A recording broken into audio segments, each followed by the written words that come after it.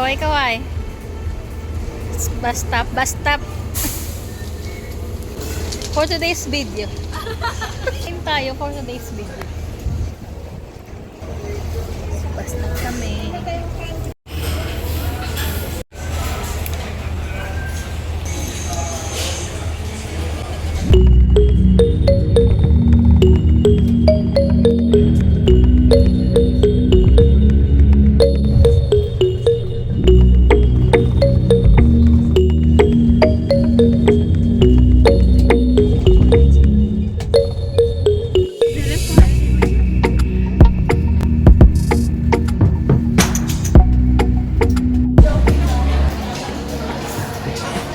Afternoon, nandito kami ngayon sa Baguio. Kakadating na namin from terminal, and now magkakain na kami dito sa Lutes Restaurant. Papakilala ko muna yung mga kasama ko. Andito si Hi! This is Jocelyn. This is Marian. This is Marian. This is Nakoli. And Joanne. Yan, ito po kami. Ito yung Good Taste Restaurant. Pakita ko lang. Nakita ko lang to sa vlog dito sa mga TikTok. And then, ito yung nire-recommend nilang place to eat. Malapit siya from terminal. It's only 7 minutes away. Pag nag-taxi ka, nadating ka dito. So, ito yung... Say anything. Kahit ano. Hi! We're here na sa Baguio. Hindi masyadong mag-isa. Mainit. Mainit. Pero naka-jacket. Mainit dito sa Baguio. Pero mamaya ng hapon, ilaw. Ibiyahin namin, tagal, inabot ng 6 hours. Ito yung menu, dessert and drinks. And then, ito yung meron silang mga combo meals. Ang cost nila is 225. It depende sa choices mo. Ribs, chicken, pork. Yan, 1.5 book for 6 bucks. So, tama-tama, we are 5 bucks. So, this is our food. This is our robotic delivery. Ito na yata, no? Oo. So, robotic na, ano tawag dito? Machine. So, i-deliver nila sa yung drinks, sa yung food. Kunin mo na, Meg. Ito na yung pork chop. And yung pancit. Ang dami, no? Ito yung chop suey. Food, we have chop suey. Mayroong pork chop na stir fry. And then mayroong nag-additional lang kami ng bird's nest soup, bihon, and yung chicken. So this is all good for 1,500 pesos. But if you will add yung bird's nest sa yung drinks, sa separate amount.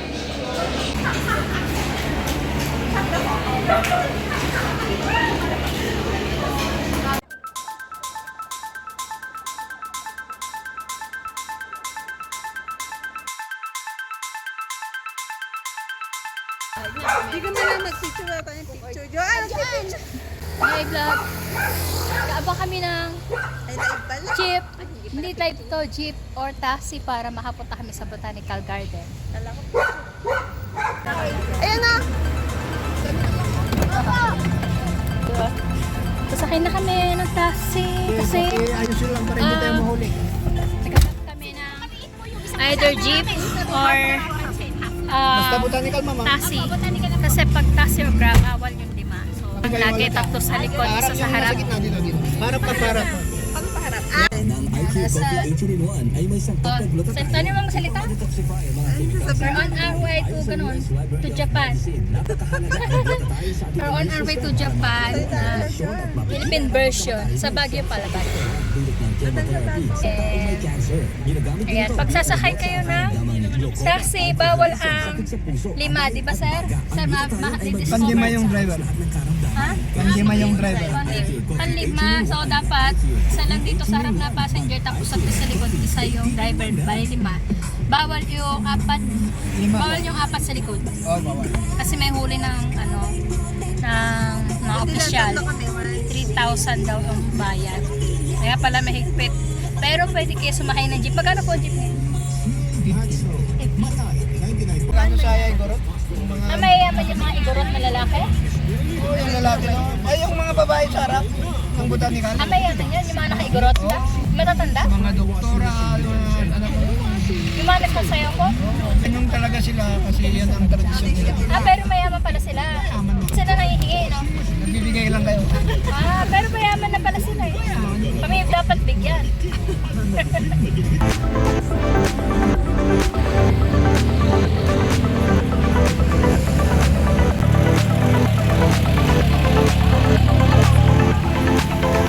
Yung entrance fee ng Botanical Garden for tourists, for adults, it's cost around 100 pesos, children 25 pesos, and with the senior may kasi 20% discount, and residents asa 50 pesos lang.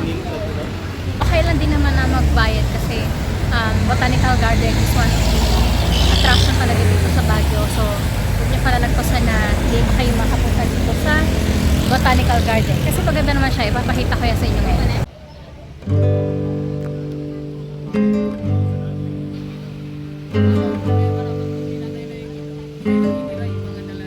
Ito na tayo ngayon sa loob ng Botanical Garden. So from gate, mayroong stair dito going dito sa mismong harap. Ito yung road kanina. So tawid na kayo dyan sa pedestrian and then you will see the ticketing booth. Then you have to pay your ticket for 100 pesos. Maraming konsensya, tama-tama sa Christmas. Tingnan ko nga kung totoo. Totoo siya, oh. Pero check natin kung magkano yan. Pero ang ganda.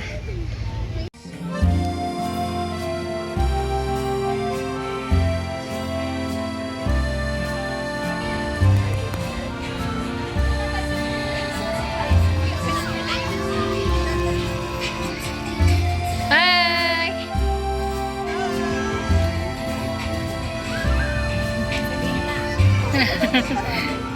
gusto ko yun. May mag-picture sa art. And next is, guys, punta na. Sige, habang nagbibideo ko.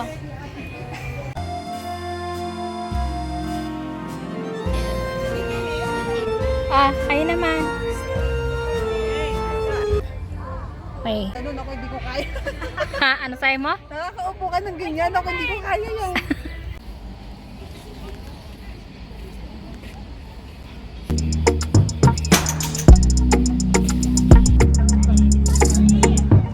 Sa loob ng botanical, napunta kasi ako dito na sobrang tagal na. I think that was 15 to 20 years ago. So malaki yung pinagbago niya. Sa kanong nagpunta kami yun is umaga. Pero ngayon, mas better guys, I suggest you visit Botanical Garden at night. Kasi you will see all the lights, mga lighted lights sa mga art, sa mga decorative lights na to. Tapos yung mga pang Christmas decors din. Kasi kita mo ito, meron din sila dito mga souvenir shop. Yan yung mga souvenir shop, yung mga hat, wallets, t-shirts, tapos yung of course yung kanilang famous ube jam.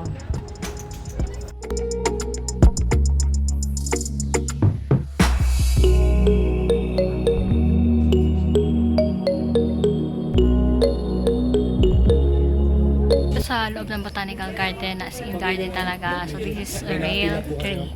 Hindi siya fake. Kaya mini-maintain nila. Kaya talaga palang may bayad. Ganda. This side there is carousel. Yung for kids. And then yung mga built na tiny houses. Mga Belen.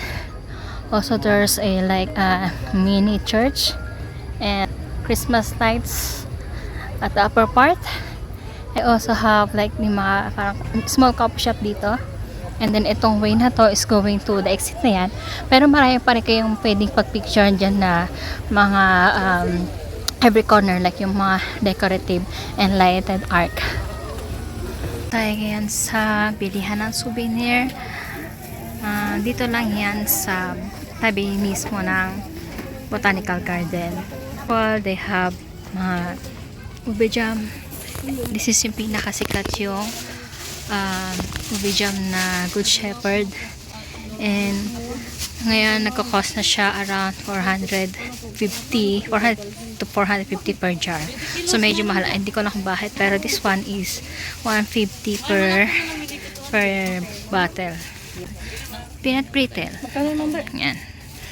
Of course, hindi mawawala ang strawberry jams for 130. Merong jam na hindi buo-buo yung strawberry pero may part naman na medyo buo. Tapos ito rin mga 5 for 100. Mas makakatipid kayo dyan. Ang mga t-shirts, cheese bars, peanuts, pamaypay. Siyempre, itong rep magnet.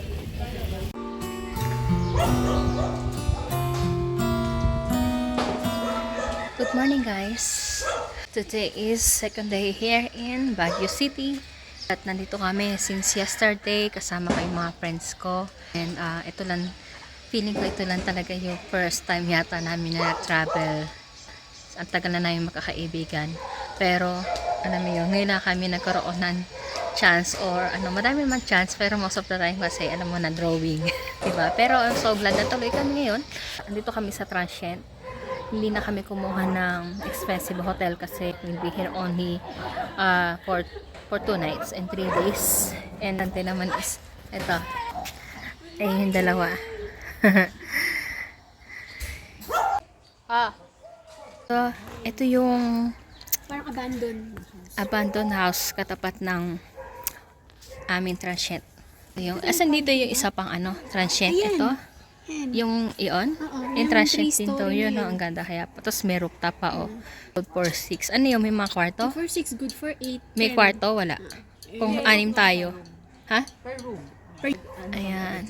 Tahimik. Hanggang 9 na naman Dito kami dumaan. Tapos dalawa kasing gate. May isang gate to, may isang gate pa dito sa ilalim. Pero pag naman pumasok ka, dito ka rin mag-e-ende.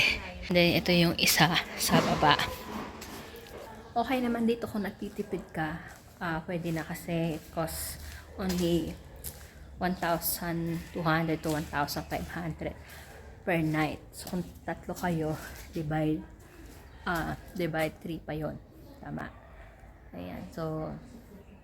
So dito naman masaya na nakapag-travel kami this time kasi matagal na rin namin pinaplano na mag-travel, hindi lang natutuloy kasi nga walang kumbaga parang gusto mo pero minsan walang action din na nangyari kasi nga lahat busy, occupied yung mga mind sa work, sa iba pang ginagawa, like ako rin. Maganda please spend time with your loved ones, with your family as well, of course. And syempre, yung mga friends mo talaga, yung matagal mo na mga kaibigan kasi mahirap talaga makaharap ng totoong kaibigan ngayon. Kaya sobra ko nagpapasalamat sa kanila. Ayan, we were able to spend time with each other season na to kasi magdi-December na rin. And consider then guys, pag kayo travel, yung safety, kahit saan yan, sa local or international, safety first ang kailangan nyong tingnan. And also, give the contact number to your family bago kayo pumunta sa isang bakasyon para naman they can reach you out in case na may mangyari or whatsoever. Pero nga, always pray para for safety and always be vigilant and enjoy the day or enjoy the day with your friends. Alright? Tulog ninyo. Ito na sobrang yata. Na-late kami. Sorry. Morning, Baguio. Kain kami ng pandesal sa kalalabas. Kakain man tayo ng pandesal sa labas? The Burnham Park, pinakasikat na tourist attraction or spot dito sa Baguio. Matagal akong kilala. Ayan, ang daming sumasakay sa electronic bike pa tawag dyan. Ayan, mga cart. For 30 minutes, it costs 75. So, ito yung mga rate. Post nyo lang. Ano yung mga kainan dito? May mga food cart like yung mga fruit, stand, snacks. And ayun, more on fruits eh. So, ito yung other side ng Burnham. Pero meron rin parang ganito. Okay.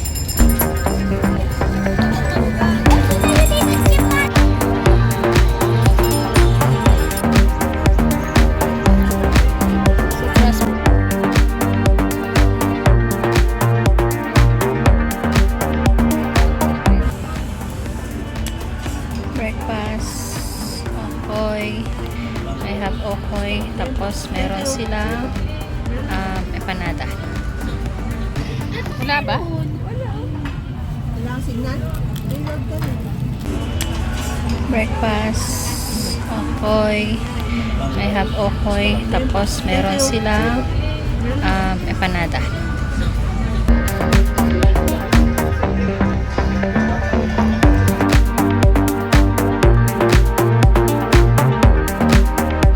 Solid Bao Restaurant.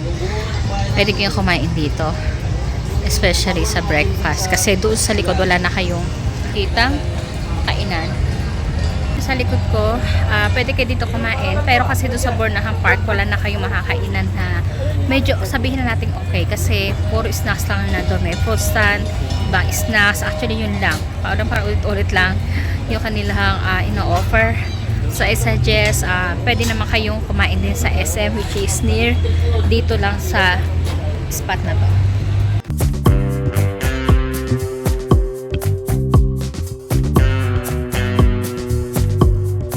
Yung view ng Mines View. Pero hindi na ako didiretso kasi masakit na yung ulo ko. Ito yung mga pilihan ng konsensya, iba-ibang klase ng halaman at bulaklak. Sila dito mga seeds na 50 pesos ang isang plastic. Iba-iba, may gulay, mayroong sunflower, may ibang bulaklak pa. Tapos meron din sila ditong mga ready-made na bulaklak. Ayan, hamukan ng good luck, money tree, and so on.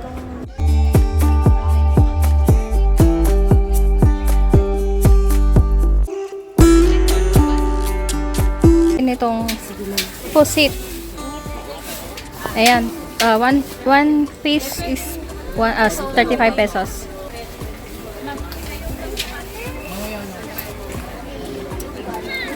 Ano yung sinasaw ate, lumamig na agad. Yung sinasaw, lumamig na agad.